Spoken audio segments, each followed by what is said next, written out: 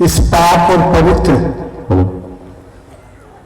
धरती पर आयोजित कार्यक्रम में मैं आप सभी को तहे दिल धन्यवाद देता हूं और हमारे साथ मंच में जो उपस्थित हैं,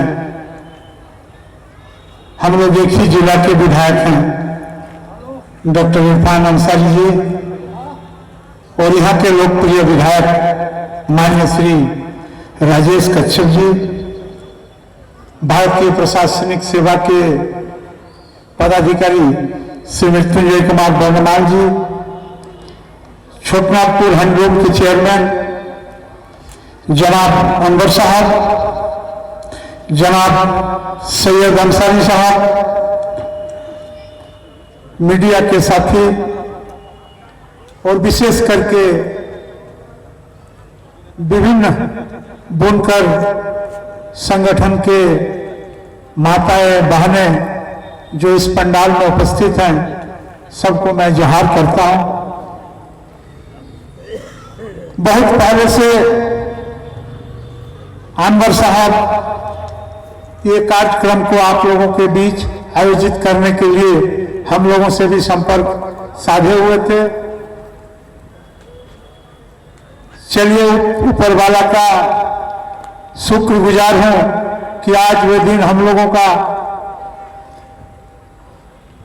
सामने आया कि आज इस कार्यक्रम में आप और हम तमाम लोग मुखातिब हुए हैं। इनके लिए मैं पुनः अनवर साहब को बहुत बहुत धन्यवाद देना चाहता हूं।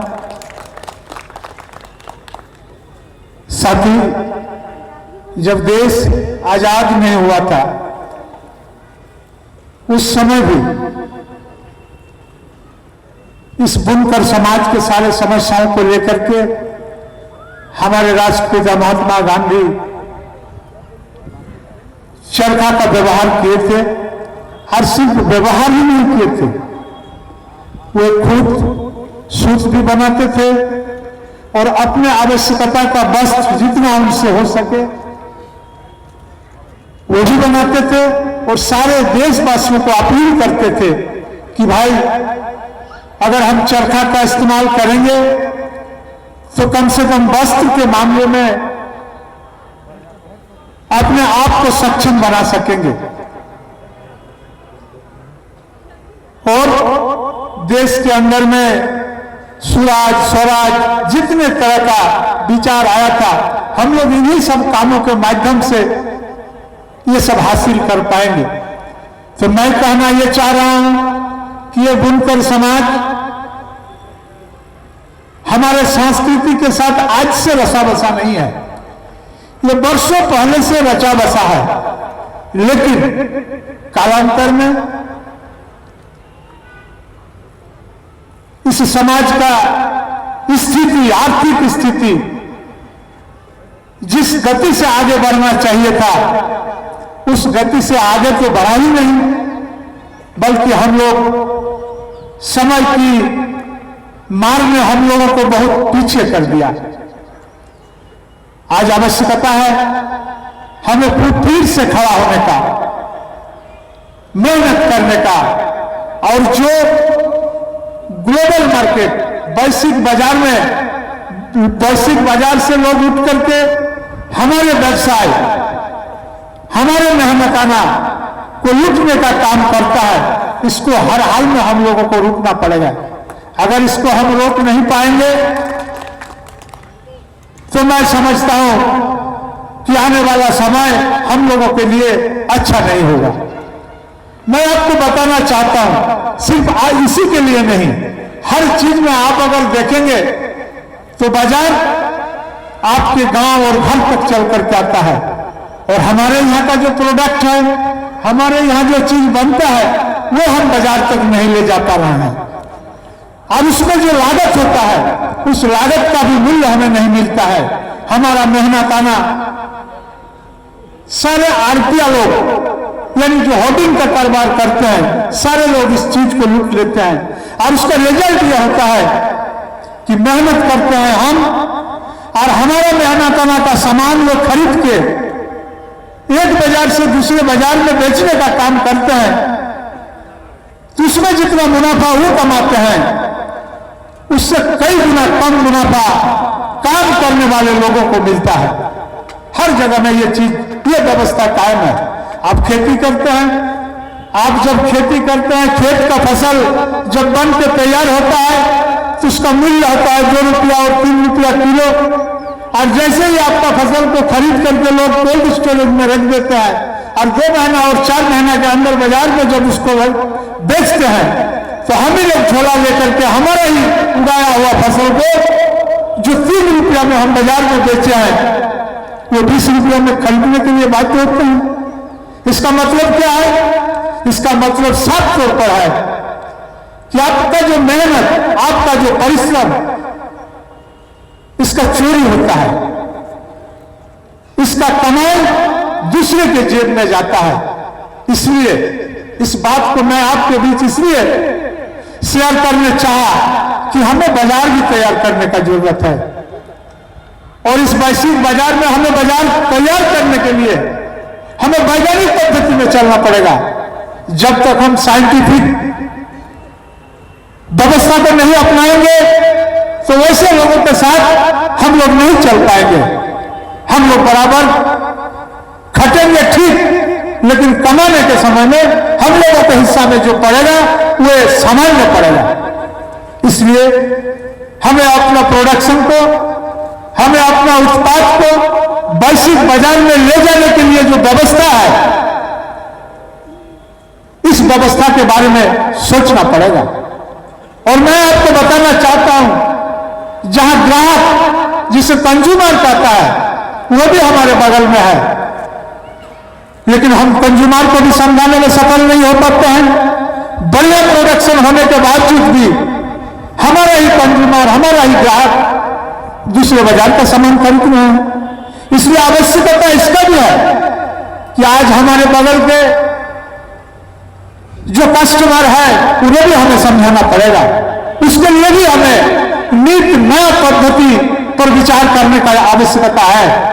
अगर मैं अपने खरीदारों को समझा लिया तो बाजार हमें बगल में मिल जाएगा, और जब बाजार हम मिल जाएगा और हमारा प्रोडक्शन का सामान का मूल्य, उचित मूल्य हम तक पहुंचेगा, और जब उचित मूल्य हम तक पहुंचेगा तो निश्चित रूप से इस विधा से जुड़े हुए जितने सारे लोग हैं, इस काम से जुड़े हुए जितने सारे लोग हैं, उनका आर्थिक स्थिति में सुधार आएगा।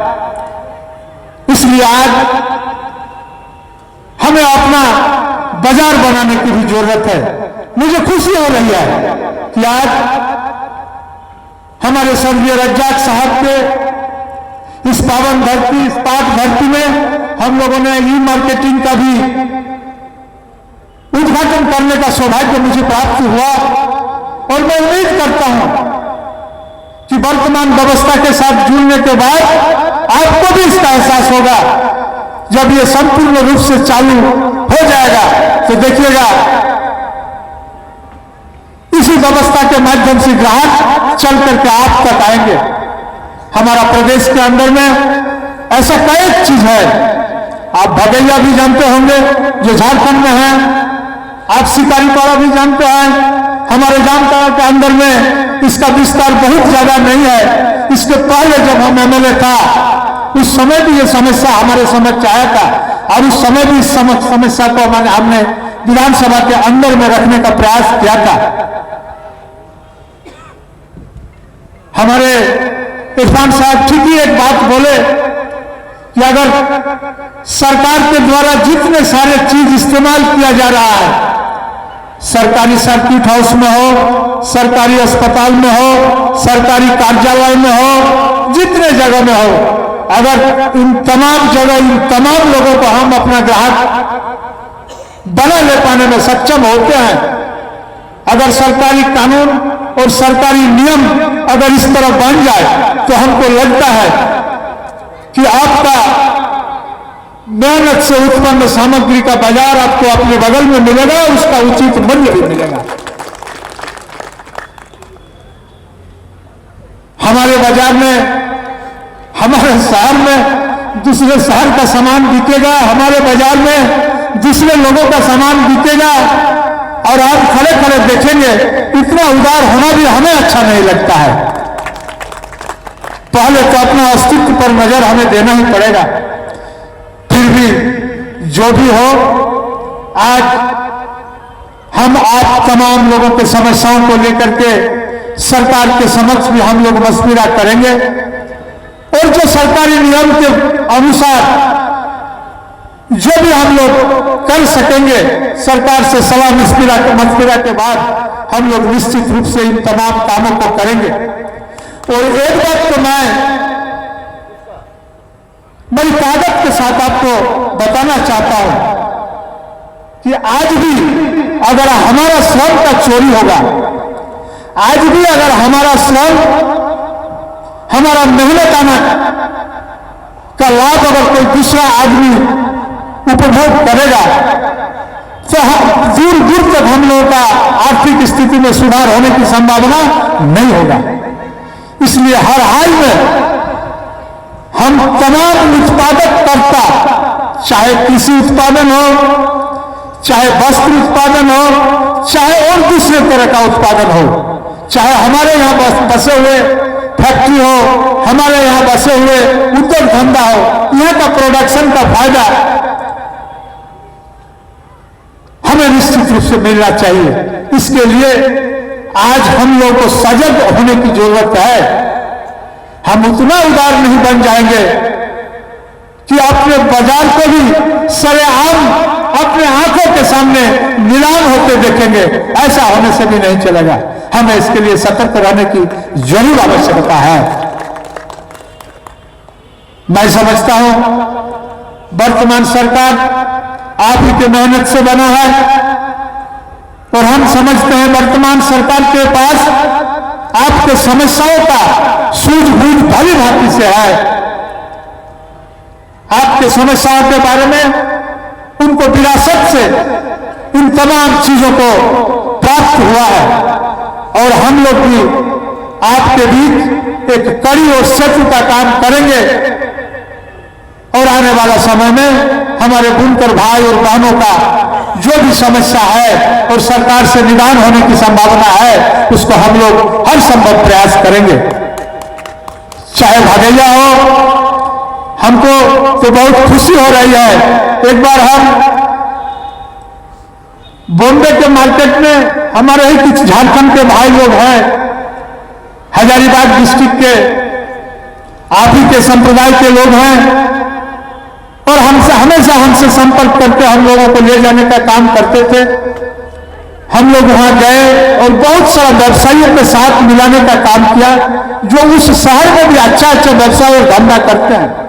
तो उसी के क्रम में एक भाई से भी मिलान उन्होंने करवाया, जो भागलपुर के रहने वाले हैं, और भागलपुर का जो मीना क्वालिटी का जो फसल उत्पन्न होता है और हमारा भागैया जो सटा हुआ है, दोनों का जो बढ़िया प्रोडक्ट का जो फसल है, उसको एक्सपोर्ट का काम, विदेश भेजने का काम करते हैं, और बहुत बड़ा व्यवसायी है। हम मन में सोचे कि कहां का प्रोडक्शन झारखंड और झारखंड के सटे हुए भागलपुर बिहार के, और कहां आकर के मार्केटिंग करते हैं। तो मेरे मन में एक बात अनायास आया कि सही मायने में हम सिर्फ प्रोडक्शन करना जानते हैं, ये तो ठीक है, और प्रोडक्शन करके उसको बाजार में बेचने का भी एक हुनर हम लोगों के अंदर होना चाहिए, ताकि बाजार के हिसाब से उसका 16 आना मूल्य हमें प्राप्त हो सके। इसलिए हम लोग इसका भी प्रयास करेंगे, और हम आग्रह भी करेंगे हमारे सरकार से कि भाई हमारे लोकल स्तर पर जो भी प्रोडक्शन हो रहा है, कुटीर उद्योग से, लघु उद्योग से, लघु शिल्प से, सारे उद्योगों का सामान के लिए सरकारी बाजार को निश्चित रूप से प्राथमिकता दे, तभी हमारे राज्य के अंदर बसे हुए वैसे लोग जो अपने मेहनत करके इसका उपज करते हैं, इसको बनाते हैं, उसको उसका संपूर्ण मूल्य मिल सके।